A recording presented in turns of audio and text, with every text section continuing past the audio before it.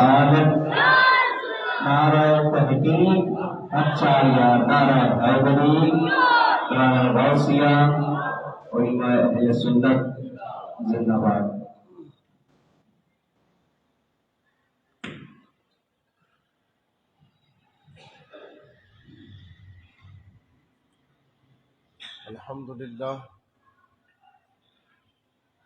الحمد للہ رب العالمین، والصلاة والسلام علی خاتم النبیین وعلی آلہ وأہل بیتہ وازواجہ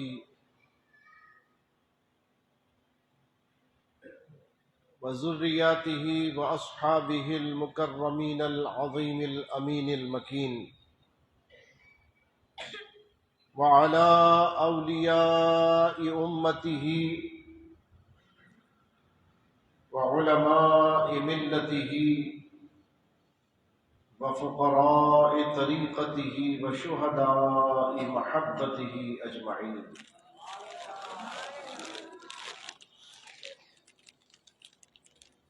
أما بعد فأعوذ بالله من الشيطان الرجيم، بسم اللہ الرحمن الرحیم۔ یریدون لیطفئوا نور اللہ بافواہہم واللہ متم نورہ ولو کرہ الکافرون۔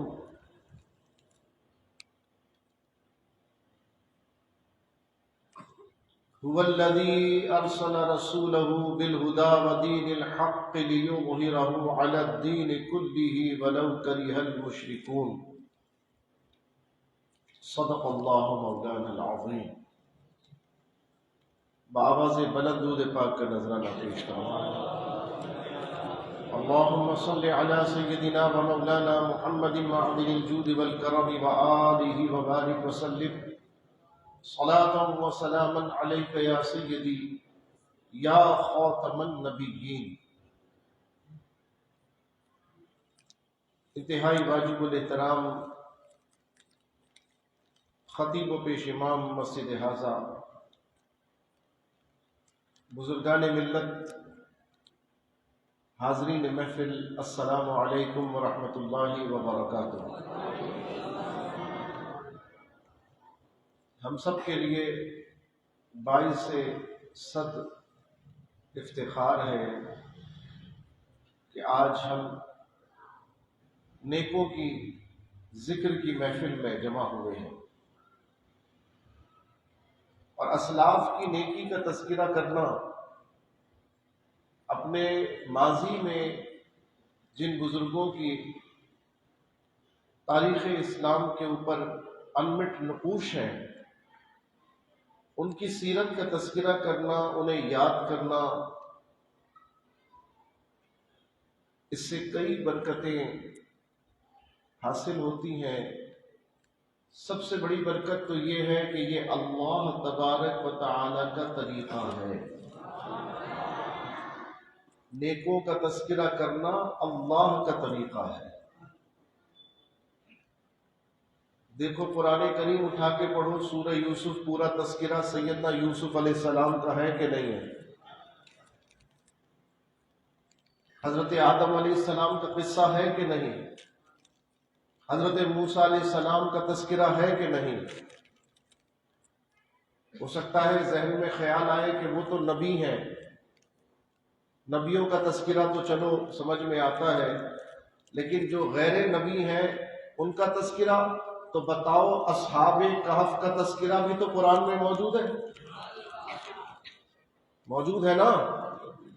وہ تو نبی نہیں تھے، ارے وہ تو وہ اصحاب کہف جو نبی نہیں ہے لیکن نبی کی امتی ہے، ولی ہے، ان کا تذکرہ بھی قرآن میں ہے، بلکہ قرآن میں تو ان سے محبت کرنے والا کتا بھی اگر ہو تو اس کا بھی تذکرہ قرآن کے اندر ہے۔ تو میں نے عرض کیا کہ نیکوں کی محفل کی بڑی برکتیں ہیں، ان میں پہلی برکت یہ ہے کہ یہ کس کا طریقہ ہے؟ اللہ کا طریقہ ہے۔ گویا ہم جو کر رہے ہیں یہ اللہ کا طریقہ ہے، اس نے قرآن میں ہمیں دیا ہے، ہم مسجد میں اس کے گھر میں بیٹھ کر اس کے محبوب ذیشان کے امتی میں جو خیر امت بن کر تشریف لے کر آئے، ہم ان کا تذکرہ کرنے یہاں جمع ہوئے ہیں۔ تو یہ محفل باعث برکت ہے، اور اس محفل کی دوسری برکت یہ ہے کہ حدیث شریف میں فرمایا جہاں صالحین کا تذکرہ ہوتا ہے وہاں اللہ کی رحمت کا نزول ہوتا ہے۔ ہم بھی صالحین کا تذکرہ کرنے بیٹھے ہیں، اور ہم امید کرتے ہیں کہ انشاءاللہ اس محفل میں جو آیا ہے اس پر اللہ کی رحمت نازل ہوگی۔ دوسری برکت اور تیسری برکت یہ ہے جو میرے خیال میں اس کی پوری محفل کا جو اصل مقصود ہے وہ یہ ہے کہ جب ہم نیکوں کا تذکرہ کرتے ہیں، ان کی سیرت پڑھتے ہیں، سنتے ہیں، تو ہمیں اپنی زندگی کو ان کے جیسا بنانے کی ترغیب ملتی ہے، سبق ملتا ہے، نصیحت ملتی ہے، تلقین ہوتی ہے، ہمیں اپنی غلطیوں کا اندازہ ہوتا ہے، اور ہمیں سچوں کے راستے کا پتہ چلتا ہے۔ اور ممکن ہے کہ اسی بزم سے اٹھنے کے بعد کوئی شخص ایسا تبدیل ہو جائے کہ وہ اس دور میں جن بزرگوں کا تذکرہ سن کر تبدیل ہوا ہے وہ ان کی جانشینی اور نیابت کا فریضہ انجام دے سکے۔ آج ہم بالخصوص یہ محفل مبارکہ دو عنوان سے سجی ہے۔ اس کا پہلا عنوان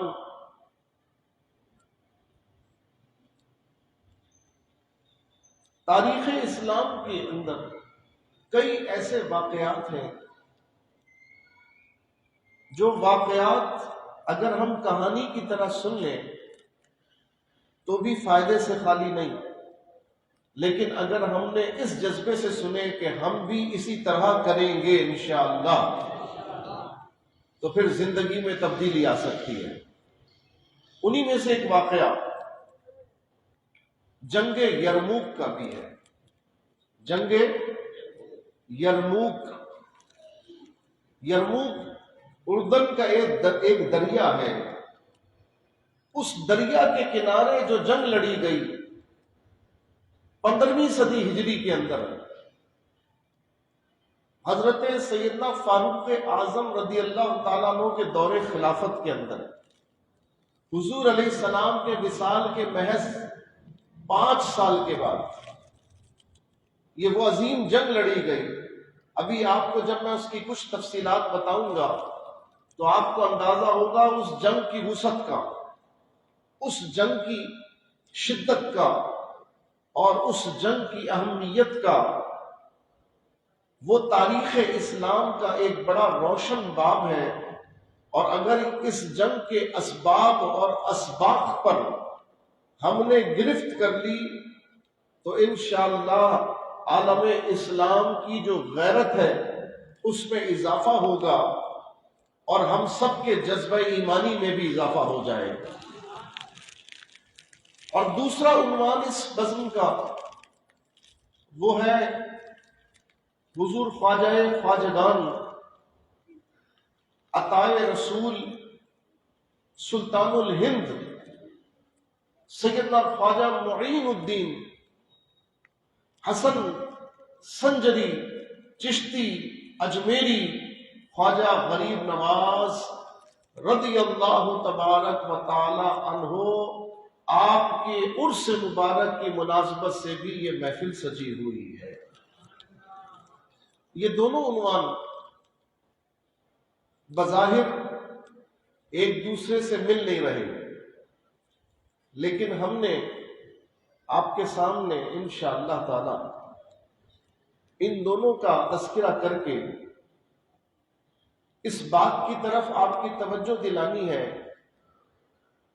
کہ اسلام کا حقیقی چہرہ کیا ہے اور خواجہ صاحب کی تعلیمات سے دین کیسے پھیلا ہے، انشاءاللہ میں آپ کے سامنے مختصر سے وقت میں، چونکہ مجھے خود بھی آگے ایک اور جگہ جانا ہے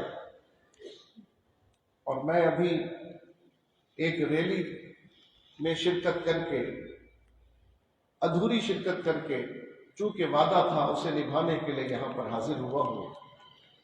آپ جانتے ہیں کہ الیکشن کا دور ہے اور میں تحریک لبیک یا رسول اللہ صلی اللہ علیہ وسلم کی طرف سے NA 240 یعنی اس علاقے سے کینڈیڈیٹ بھی ہوں، کرین کے نشان پر کھڑا ہوا ہوں، تحریک لبیک یا رسول اللہ صلی اللہ علیہ وسلم کی طرف سے۔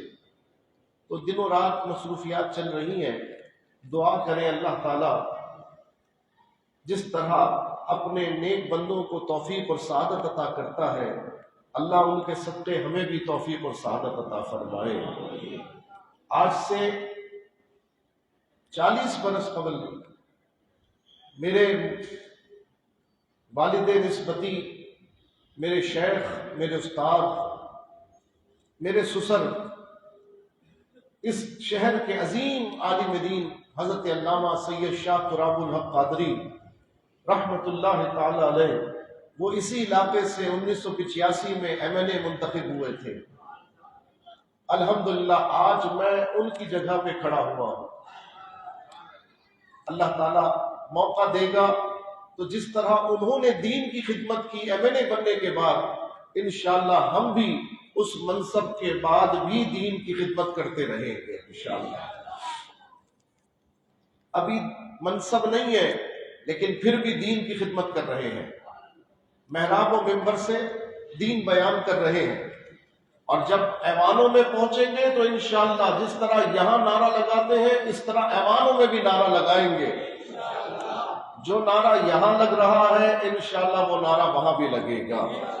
کون سا نعرہ؟ تاجدار ختم نبوت، یہی نعرہ انشاءاللہ وہاں بھی لگے گا۔ تو چونکہ اس کی مصروفیات ہیں، مجھے آگے بھی جانا ہے، میں مختصراً وقت میں حصول برکت کے لیے چند باتیں آپ کے سامنے عرض کرتا ہوں۔ عزیزان محترم، یہ جو واقع جنگ یرموک ہے، یہ حضور علیہ السلام کے وصال اقدس کے 5 سال کے بعد، محض 5 سال کے بعد، حضرت سرکار فاروق اعظم عمر ابن خطاب رضی اللہ تعالی عنہ کے زمانہ اقدس میں، جب وہ خلیفہ تھے، ان کے دور میں یہ جنگ انگریزوں سے لڑی گئی۔ مسلمانوں کی جنگ انگریزوں سے لڑی گئی، جنہیں بازنطینی کہا جاتا تھا، اور یہ عقیدے میں کرسچن تھے، عیسائی تھے، اور اس وقت ان کا قبضہ ملک شام کے اوپر بھی تھا۔ اس دور میں جب ان کا قبضہ شام پر تھا، بیت المقدس پر تھا، اور ترکی پر تھا، یورپ پر تھا، روم پر تھا، اس وقت ان کی ایک عظیم الشان جنگ سیدنا فاروق اعظم رضی اللہ تعالی عنہ کے سپہ سالاران سے اور فوجوں سے ہوئی۔ تو یہ شام کے علاقے ہارتے چلے گئے، پہلے دمشق کے بعد حمص جس پر یہ قابض تھے، وہاں سے بھی یہ نکلے، اور اس کے بعد سیدنا فاروق اعظم رضی اللہ تعالیٰ عنہ کے زمانے میں یہ ملک شام کا آدھا حصہ کھو گئے۔ تو ان سب نے مل کر ایک بڑی فوج جمع کی اور ارادہ کیا کہ یہ اپنا کھویا ہوا حصہ بھی حاصل کریں گے اور مسلمانوں کو ناکام بھی کریں گے۔ انہوں نے پوری اپنی عیسائی سلطنتوں کے اندر ہرکارے دوڑا دیے اور ہر ریاست کے سربراہ سے کہا کہ عیسائیت کی بقا کی جنگ لڑنی ہے، مسلمانوں کو ہرانا ہے، ہم نے مل کر جنگ کرنی ہے، تم ہمیں اپنے سپاہی دو۔ ہر جگہ سے سپاہی آنا شروع ہوئے، عیسائیوں کے بڑے بڑے مبلغ، بڑے بڑے پادری ملک و دورہ کر کے اس جنگ کے لیے عیسائیوں کو تیار کرتے، حتیٰ کہ نتیجہ یہ نکلا کہ جب لشکر کھڑا ہوا تو ایک روایت کے مطابق، تاریخ کی روایتوں میں اختلاف ہے، کم سے کم تعداد 2 لاکھ عیسائیوں کی لکھی گئی ہے اور زیادہ سے زیادہ تعداد 4 لاکھ کی بتائی گئی ہے، یعنی 2 سے لے کر 4 لاکھ تک عیسائیوں کا لشکر یرموک کے میدان میں خیمہ زن ہو گیا، سب بستہ ہو گیا، پہنچ گیا اور مسلمانوں کو جنگ لڑنے کا پیغام بھیجا۔ حضرت سیدنا فاروق اعظم رضی اللہ تعالی عنہ نے اتنے عظیم الشان لشکر کی جب خبر سنی تو آپ نے اپنے زبردست سپہ سالار، جن کا نام تاریخ میں سب سے زیادہ کامیاب سپہ سالاروں میں ہوتا ہے، وہ 2 نام ہیں، ایک نام ہے حضرت خالد بن ولید رضی اللہ تعالی عنہ، جنہیں سیف اللہ کہا جاتا ہے، اللہ کی تلوار جن کا لقب ہے، اور دوسرے عشرہ مبشرہ میں امین امت کہلانے والے سیدنا ابو عبیدہ ابن جراح رضی اللہ تعالی عنہ، یہ وہ ہیں جنہیں حضور نے دنیا میں ہی جنت کی بشارت عطا فرمائی۔ ان 2 سپہ سالاروں کو جمع کر کے ایک لشکر تیار کیا اور اس لشکر نے یرموک کے میدان میں پہنچ کر کافروں کے سامنے اپنے خیمے گاڑے، اپنی صفیں درست کی۔ تو آپ کو سن کر حیرت ہوگی، ادھر لشکر تھا 4 لاکھ کا اور ادھر محض 20 سے 30 ہزار کا لشکر مسلمانوں کا تھا۔ کل تعداد مسلمانوں کی 20 ہزار سے لے کر 30 ہزار تک تاریخ میں روایت کی گئی، ایک روایت میں 40 ہزار تک بھی ہے، چلے مان لیتے ہیں، یعنی ادھر 4 لاکھ ہے تو ادھر 40 ہزار، یا اگر ادھر 2 لاکھ ہے تو ادھر 20 ہزار، گویا کہ 9 گنا زیادہ فوج کافروں کی اور مسلمانوں کا لشکر اس کے مقابلے میں 9 گنا کم تھا۔ ایسے عالم میں جب دونوں طرف سے فوجیں، عیسائیوں کا لشکر اتنا عظیم الشان اور مسلمانوں کا لشکر تعداد میں بڑا قلیل، لیکن یہ وہ مسلمان تھے جنہوں نے جمال مصطفیٰ کا نظارہ کیا ہوا تھا صلی اللہ علیہ وسلم۔ یہ وہ مسلمان تھے جن میں سے اکثر حضور علیہ الصلوۃ والسلام کے ہم رکاب بہت سے غزوات میں داد شجاعت دے چکے تھے۔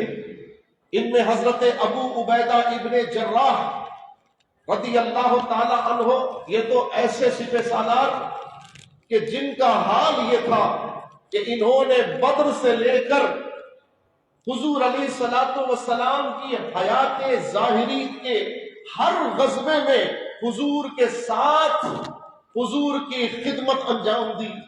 حضرت ابو عبیدہ ابن جراح رضی اللہ تعالی عنہ عشرہ مبشرہ میں داخل، بہت بہادر۔ غزوہ بدر میں یہ عالم کہ سگا باپ سامنے آ گیا، سگا باپ سامنے آ گیا، اور حضرت ابو عبیدہ ابن جراح نے اپنے سگے باپ کو میدان بدر کے اندر صرف اس لیے مار دیا کہ اس وقت وہ سرکار کا دشمن بن کر آیا تھا۔ اللہ اکبر! ایمانی غیرت کا ایسا نظارہ تاریخ نے اس سے پہلے کبھی نہیں دیکھا کہ کوئی اپنے سگے باپ کو بھی مار سکتا ہے، کوئی اپنے سگے والد کا بھی قتل کر سکتا ہے، لیکن عشق اور ایمان نے فیصلہ کر کے بتا دیا کہ نبی سے جو ہو بے گانا اسے دل سے جدا کر دیں، پدر مادر برادر مال و جان ان پر فدا کر دیں۔ بس یہ سب کچھ حضور کے صدقے ملا ہے، ہمیں جان بھی ملی ہے تو حضور کے صدقے ملی ہے، اور ملی بھی ہے تو حضور کے لیے ملی ہے، حضور کے صدقے ملی ہے اور حضور کے لیے ملی ہے۔ اسی لیے امام نے کہا دہن میں زبان تمہارے لیے، اور بدن میں ہے جان تمہارے لیے، ہم آئے یہاں تمہارے لیے اور اٹھے بھی وہاں تمہارے لیے۔ ہمارا سب کچھ حضور علیہ السلام کی ذات کے لیے، ہمارا جینا مرنا آقا و مولا صلی اللہ تعالی علیہ وسلم کے لیے۔ یہ ایمان کی اعلیٰ ترین شان ہے۔ جب تک مسلمان اس اعلیٰ ترین درجے پر فائز رہے، کسی کو مسلمانوں کو نیچا دکھانے کی جرت نہ ہو سکی۔ لیکن آج محض زبانی کلامی تو ہم کہتے ہیں، محض نعت میں تو پڑھتے ہیں، محض اپنے لبوں سے تو ادا کرتے ہیں، ہمارا عمل اس بات کی گواہی نہیں دیتا۔ افسوس، اکثر مسلمان عشق کے اس معاملے سے اپنے معاملات کو جدا کر چکے ہیں۔ اللہ کرے کہ پھر ہمارا ایمان اسی طرح ہو جائے کہ ہمارا سب کچھ آپ پر قربان یا رسول اللہ صلی اللہ تعالی علیہ وسلم۔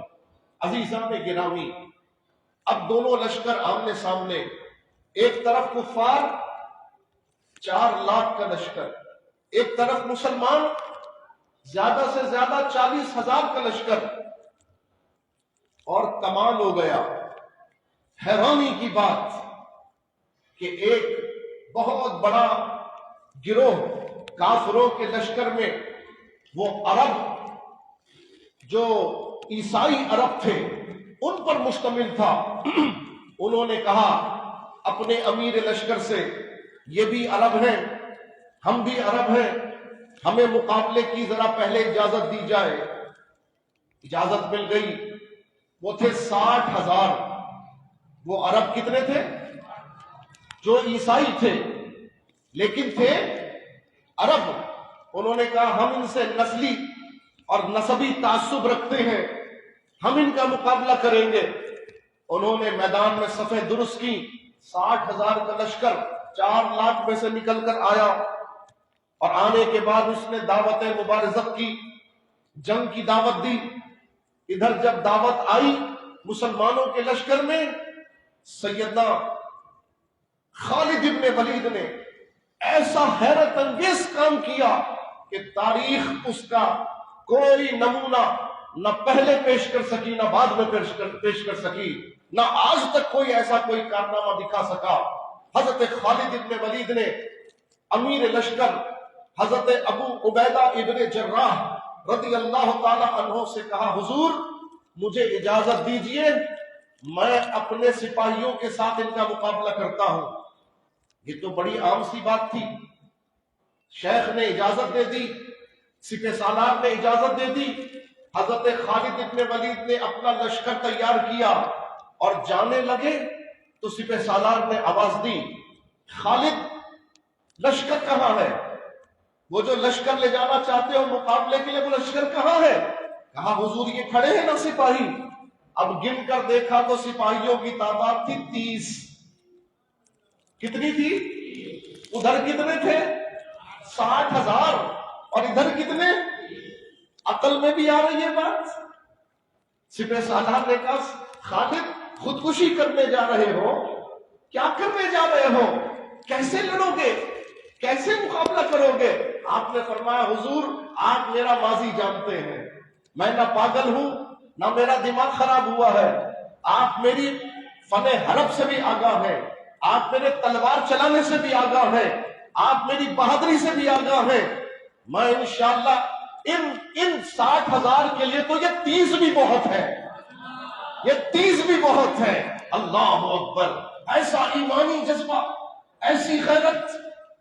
حضرت ابو عبیدہ ابن جراح اش کر اٹھے اور کہا خالد بے شک جذبے میں تمہارے کوئی کمی نہیں، لیکن میری ایک رائے ہے، بحیثیت امیر تم میری درخواست قبول کر لو، میرا حکم مان لو، تھوڑے سے صحابہ اور بڑھا لو، تھوڑی سی اپنی صف کو اور بڑھا لو، تھوڑے سے سپاہی اور لے جاؤ۔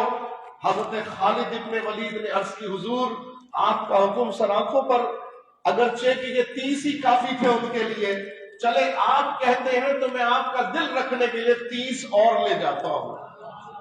بڑا تیر مارا، بہت احسان کیا ہے، بہت بڑا کمال کیا جناب. ادھر لشکر 60,000 اور ادھر خالد ابن ولید کے ساتھ 60 سپاہی. صرف 60 سپاہی. کوئی جوڑ بنتا ہے، کوئی تناسب بنتا ہے، لیکن محمد عربی صلی اللہ علیہ وسلم کے غلام دنیا کو ایسے ہی تو حیرت انگیز کر دیتے ہیں، ایسے ہی ان کو حیرت میں ڈال دیتے ہیں.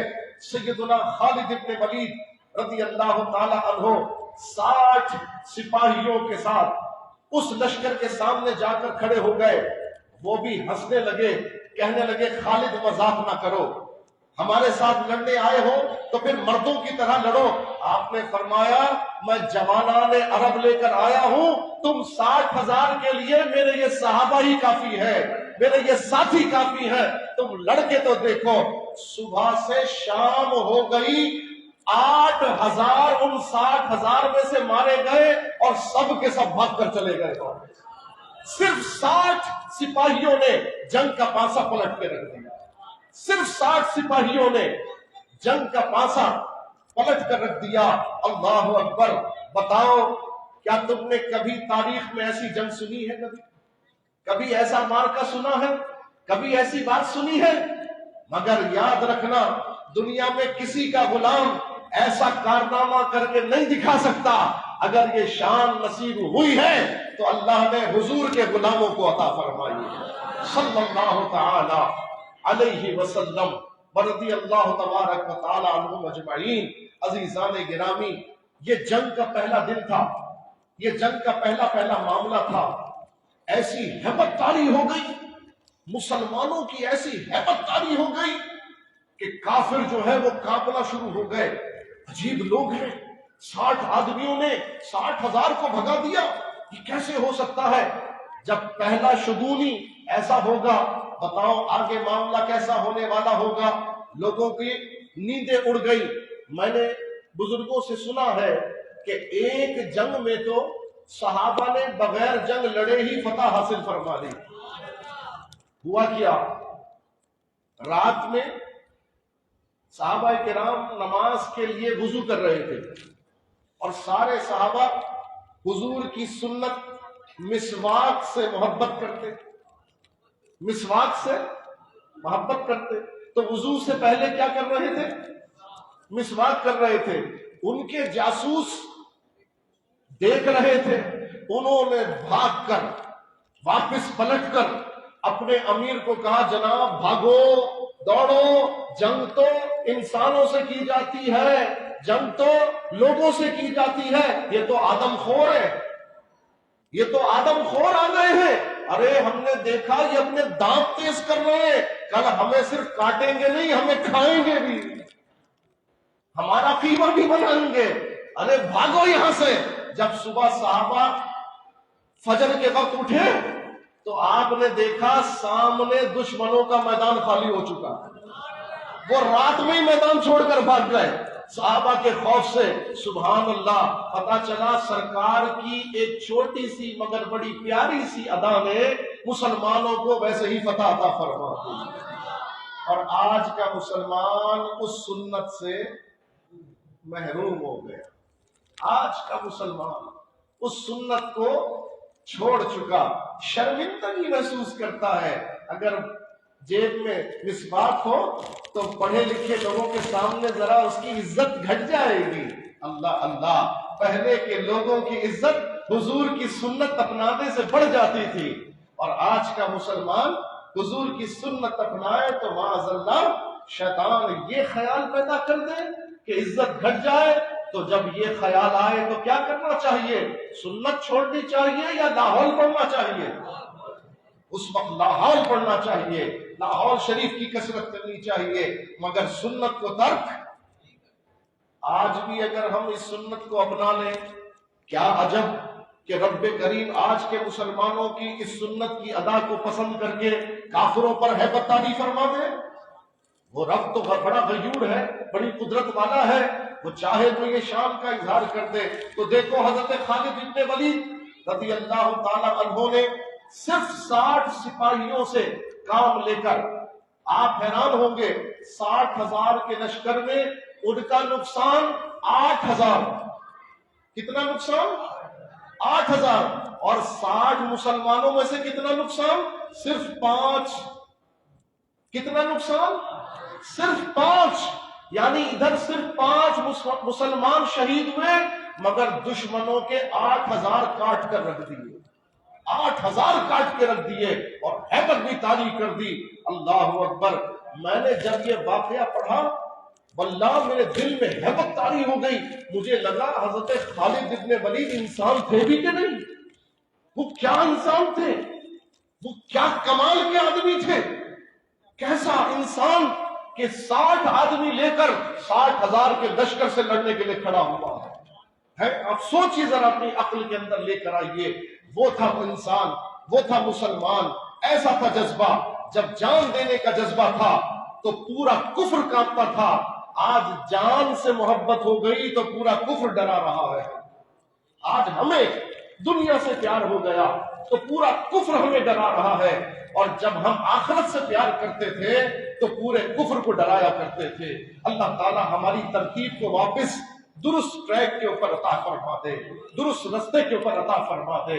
عزیزان گرامی، وہ جنگ چلی 5 دن تک. یہ جنگ چلی، جنگ یرموک. میں نے آپ کو شروع میں بتایا کافروں کا لشکر 2 لاکھ سے لے کر 4 لاکھ تک تھا، اور مسلمانوں کا لشکر 20,000 سے لے کر 40,000 تک کا تھا.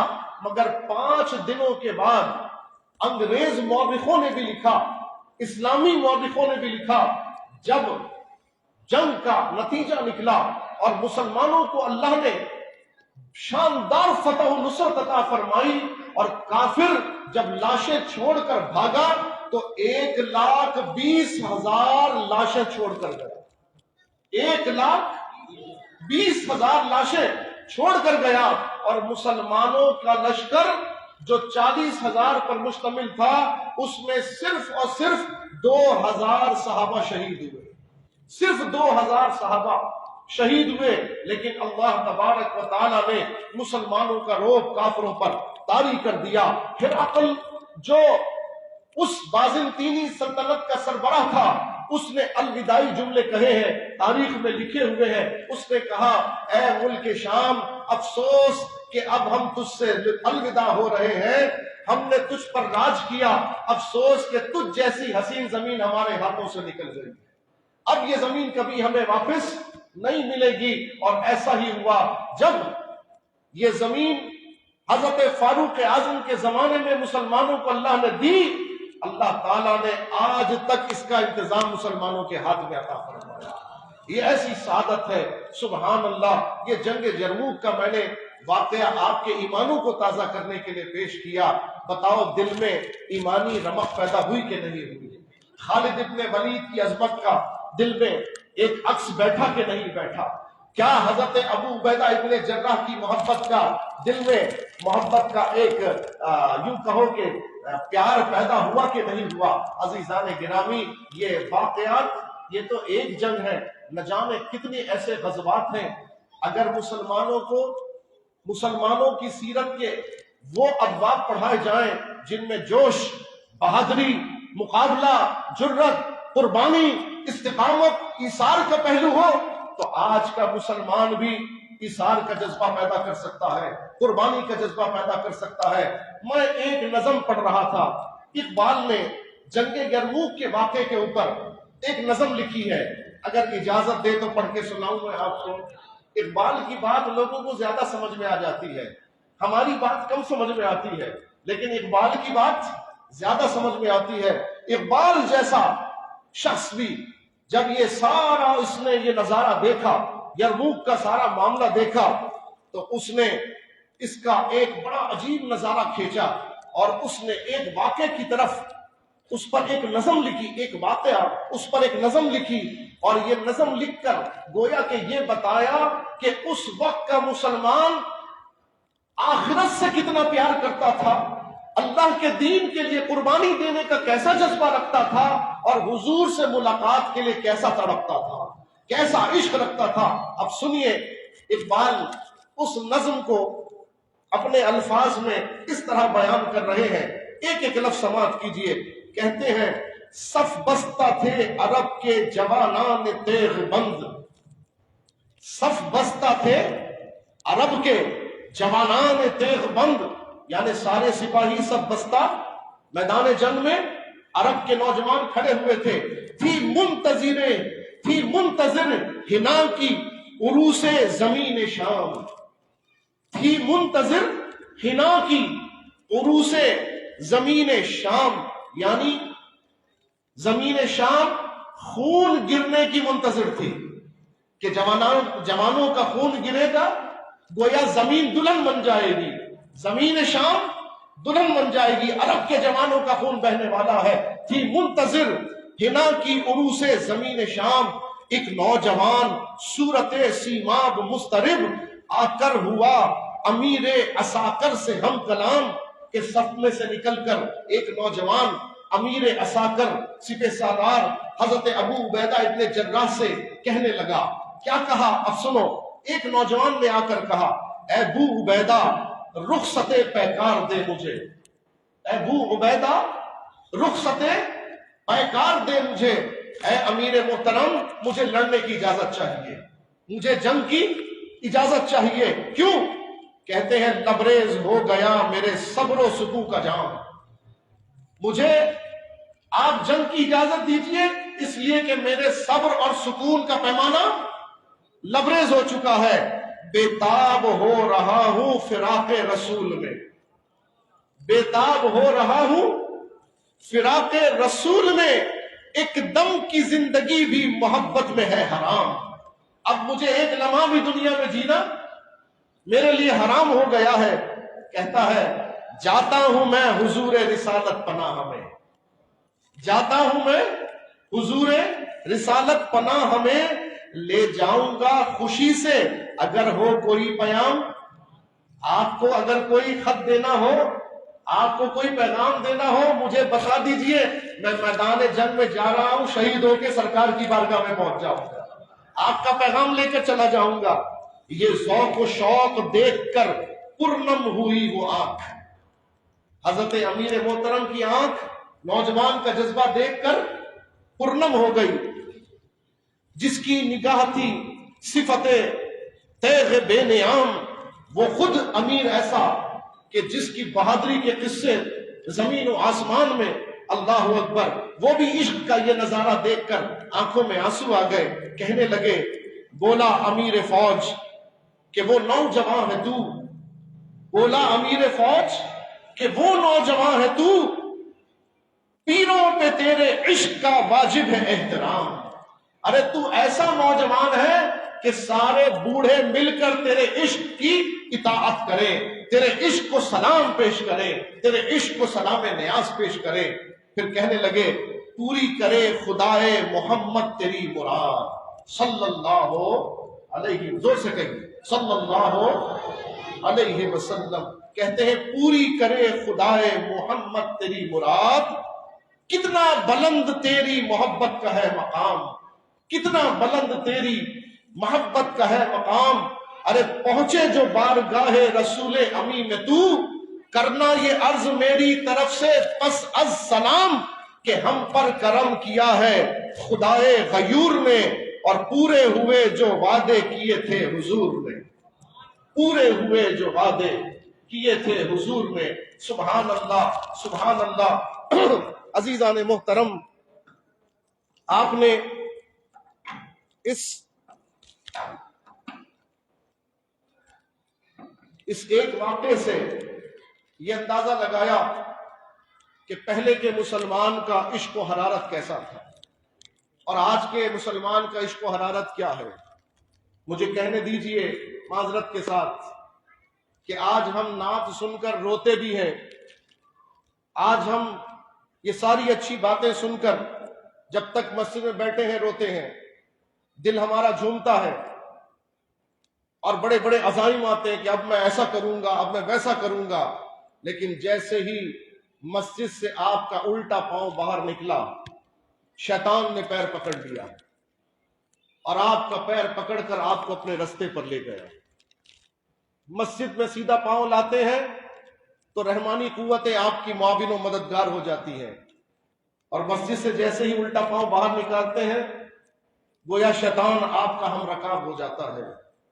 جو ارادے اس وقت آپ کے دل میں آ رہے ہوں گے، یہ جو واقعات سن کر آپ کے دل میں محبت پیدا ہو رہی ہوگی، جو عشق پیدا ہو رہا ہوگا، کیا وجہ ہے کہ جیسے ہی اس مسجد کے حصار سے آپ کے قدم باہر جائیں گے پھر وہی دنیا ہے، پھر وہی معاش ہے، پھر وہی فکر معاش ہے، پھر وہی بیوی بچوں کا غم ہے، پھر وہی رشتہ داریاں ہیں، بہن نے یہ کہہ دیا، بھائی نے وہ کر دیا، دوست نے یہ کر دیا، پڑوسی نے یہ کر دیا، یا کھیل کود میں لگ گئے۔ آخر وہ اصل مقصد جو ابھی ہم یہاں اس وقت تاریخ کے واقعات سے، صحابہ کی زندگی سے سن رہے ہیں اور سیکھ رہے ہیں، آخر کیا وجہ ہے کہ یہاں سے نکل کر وہ مقصد بھول جاتے ہیں؟ عزیزان گرامی، اس کی وجہ ایک تو یہ ہے کہ ہم نے اپنے منہ میں جانے والے لقمے کو حلال بنایا ہے کہ نہیں بنایا، اس پر توجہ کم ہو گئی ہے۔ اب ہمیں اس کی توجہ ہو گئی ہے کہ ملے چاہے کچھ بھی ملے، ملے چاہے کچھ بھی ملے، مگر ملے اس سے غرض قطع نظر کہ حلال ملے کہ حرام ملے۔ حرام کھاؤ گے تو یاد رکھو عشق بھی کم ہو جائے گا، جذبہ بھی کم ہو جائے گا، وفاداری بھی کم ہو جائے گی۔ اگر حرام سے بچو گے تو میں جتنی باتیں بیان کر رہا ہوں یہ ساری باتیں آپ کو دل میں ایسی جگہ بنا لیں گی کہ مسجد میں ہوں گے تب بھی، مسجد سے باہر جائیں گے تب بھی۔ مولانا خادم حسین رضوی رحمت اللہ علیہ کے الفاظ میں انج بھی سجن واہ واہ، انج بھی سجن واہ واہ، ادھر بھی واہ واہ ادھر بھی واہ واہ، ایسے بھی واہ واہ ویسے بھی واہ واہ، یعنی کیفیت میں تبدیلی، لیکن اس وقت جب لقمہ حلال کا ہوگا۔ اچھا، دوسرا عنوان اس محفل کا وہ بھی حضور خواجہ غریب نواز رضی اللہ تعالی عنہ کی سیرت کا تھا۔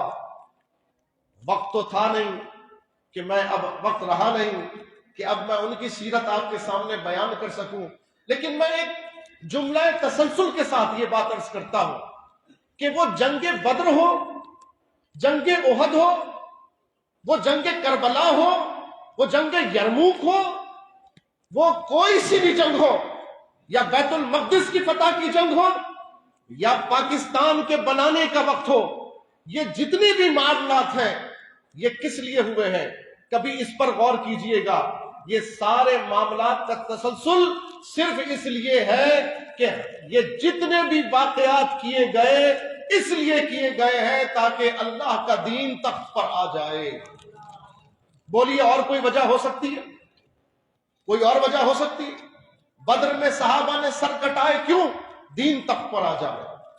احد میں جانیں لٹائی کیوں؟ دین تخت پر آ جائے۔ ارے سیدنا امام حسین نے گھرانہ لٹا دیا کیوں؟ دین تخت پر آ جائے۔ سردار ندان دست در دست یزید، حقا کے بنا لا الہ ہست حسین، اسی لیے دیا۔ اور جب انہی کی نسلوں میں سے اللہ نے اولیاء کا ظہور فرمایا تو غوث پاک کو دیکھ لیجئے، داتا گنج بخش کو دیکھ لیجئے، رہنے والے کہاں کے اور مزار مبارک کہاں، پیدا کہاں ہوئے، مزار کہاں بنا۔ میں نے تو صحابی رسول کا مزار چائنا کے اندر دیکھا، میں نے صحابی رسول کا مزار خزدار کی سنگلاخ پہاڑیوں میں دیکھا۔ کیوں؟ یہ رہنے والے مدینے کے، یہ رہنے والے مکے کے، لیکن ہزاروں میل دور گھوڑوں پہ سوار ہو کر یہ اپنے مزارات سنگلاخ چٹانوں میں، بیابانوں میں، ایشیا میں، یورپ میں، افریقہ میں بنا رہے ہیں۔ وجہ کیا ہے؟ تاکہ حضور کا دین۔ تو خواجہ غریب نواز بھی کہاں کے رہنے والے تھے؟ بغداد کے رہنے والے۔ آپ کا شہر کیا تھا؟ بغداد۔ پیدا کہاں ہوئے؟ بغداد شریف۔ آپ کا علاقہ بغداد کے قریب کا علاقہ، یعنی یہ سارا علاقہ فارس کہلاتا تھا اس وقت، یعنی سیستان کا علاقہ، یہ سب بغداد سے ملے ہوئے، عراق سے ملے ہوئے علاقے تھے.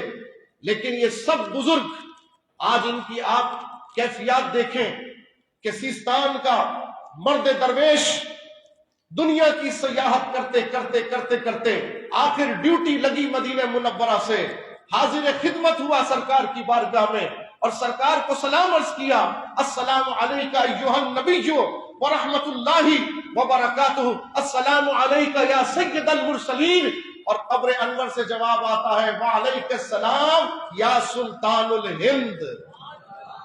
ڈیوٹی لگ گئی ہند کی، سرکار تشریف لیا ہے ہند میں، اور آپ آنے کے بعد ایک کمرہ بنایا، حجرہ بنایا، 40 درویش آپ کے ساتھ تھے. آپ نے اللہ اللہ کرنا شروع کر دیا، تسبیح پڑھنی شروع کر دی. بس تسبیح پڑھتے تھے اور لوگوں کے دل بدل جاتے تھے؟ نہیں جناب، صرف تسبیح پڑھنے سے دل نہیں بدلے، صرف وظیفے پڑھنے سے دل نہیں بدلے، صرف کرامتیں دکھانے سے دین نہیں پھیلایا. آپ نے شہاب الدین غوری کو جہاد کے لیے بلایا، آپ نے شہاب الدین غوری کو بلایا، اور جب شہاب الدین غوری آیا اور جہاد کر کے ہندوستان سے کفر کی سلطنت ختم کر کے اسلام کی سلطنت کا ظہور کیا، تو سبحان اللہ، حضور خواجہ غریب نواز کا جو وظیفہ ہے، جو چلہ ہے، وہ تلوار کے سائے میں ایسا پر اثر ہوا کہ جب آپ کا وصال ہوا تو اللہ نے 90 لاکھ لوگوں کو ایمان میں داخل فرما دیا. لیکن صرف تعویذ سے نہیں، صرف چلے سے نہیں، صرف وظیفے سے نہیں، صرف تہجد سے نہیں، یہ سب تو خواجہ صاحب کو طاقتور کر رہے تھے، یہ تو ان کی روحانیت کو بڑھانے کے وظائف تھے. لیکن امت کے اثرات کو پھیلانے کے لیے، دین کو تخت پر لانے کے لیے حضرت خواجہ غریب نواز نے بھی تلوار کا سہارا لیا، جہاد فرمایا ہے. اور جب شہاب الدین غوری لشکر لے کر جہاد کے لیے ہندوستان کی سرزمین میں آیا تو اس کے سپاہی تو تربیت یافتہ تھے جو لڑ رہے تھے، خواجہ صاحب کے درویش بھی سپاہی بن کر لڑ رہے تھے. وہاں اس وقت وہ خانقاہ میں بیٹھ کر چلہ نہیں کر رہے تھے، اس وقت وہ وظیفے نہیں پڑھ رہے تھے، اس وقت ان کا وظیفہ تلواروں کی چمک کے ساتھ تھا، اس وقت ان کا وظیفہ تلواروں کی کھنکھناہٹ کے ساتھ تھا. اور یہ وظیفہ ہی اللہ تبارک و تعالیٰ کو بڑا مقبول ہے، بڑا محبوب ہے. ایسا محبوب ہے کہ امام اہل سنت نے اس وظیفے کی اپنے لفظوں میں تشریح کی ہے اور بڑے خوبصورت انداز سے بیان کیا. ایک وظیفہ تو وہ نا جو ہم تم تسبیح میں پڑھتے ہیں، اور ایک وظیفہ مجاہد کا ہوتا ہے جو تلواروں سے پڑھا جاتا ہے. وہ کون سا وظیفہ ہے؟ امام اہل سنت نے بتایا، فرمایا وہ چکا چاق خنجر سے آتی صدا، وہ چکا چاق خنجر سے آتی صدا، ارے مصطفیٰ تیری سولت پہ لاکھوں سلام، مصطفیٰ تیری سولت پہ لاکھوں سلام. یعنی سپاہی کا خنجر جب دوسرے کے خنجر سے ٹکراتا ہے کیسی آواز آتی ہے؟ چخ چخ کر کے آواز آتی ہے. فرماتے ہیں یہ چک چک نہیں ہے، اس سے صدا آ رہی ہے، مصطفیٰ تیری سولت پہ لاکھوں سلام. سبحان اللہ. تو دین صحابہ سے لے کر خواجہ غریب نواز تک، یہ دین تخت پر آنے کے لیے ان سب کی جد و جہد کا ایک ثمر رہا ہے کہ ان کی جد و جہد سے اللہ تعالیٰ نے کبھی سلطنت کی سربراہی میں دین کو سعادت عطا فرمائی اور کبھی دلوں کی تبدیلی کے ذریعے اللہ نے دین کو پھیلانے کا سبب بنایا. عزیزان محترم، یہی کام خواجہ صاحب کا تھا، یہی کام خواجہ صاحب کے بعد آنے والوں کا تھا. اور خواجہ صاحب کی سیرت تو کتابی ہو گئی. ممکن ہے آپ کہیں جناب ہمیں کیسے پتا انہوں نے کیسے جنگ لڑی، انہوں نے ظالم کا سامنا کیسے کیا، انہوں نے حق بات کیسے بیان کی، کوئی مثال، کوئی نمونہ. تو ہم کہیں گے الحمدللہ ہم نے اپنی نظروں کے سامنے ایسے علماء حق دیکھے ہیں جنہوں نے ظالم کی آنکھوں میں آنکھیں ڈال کر حق بیان کیا ہے. ان علماء حق میں قائد اہل سنت علامہ شاہ احمد نورانی صدیقی، ان علماء حق کے اندر حضرت علامہ سید شاطر ابو الحق قادری، اور ان علماء حق کے اندر ابھی حال ہی میں ہماری نگاہوں کے سامنے امیر المجاہدین علامہ خادم حسین رضوی رحمت اللہ تعالی علیہ۔ بولیے میں نے سچ کہا ہے کہ نہیں کہا؟ انہوں نے حق بیان کیا کہ نہیں کیا؟ انہوں نے وقت کے ظالم و جابر حکمرانوں کا سامنا کیا کہ نہیں کیا؟ انہوں نے اپنے جذبہ جہاد سے مسلمانوں میں نئی روح پھونکی کہ نہیں پھونکی؟ تو جناب یہی طریقہ حق کا رستہ ہے، یہی طریقہ سچ کا رستہ ہے، یہی کامیابی فلاح کا رستہ ہے۔ اللہ تعالیٰ مجھے بھی عمل کی توفیق عطا فرمائے، اللہ آپ کو بھی عمل کی توفیق عطا فرمائے۔ وآخر دعوانا ان الحمدللہ رب العالمین۔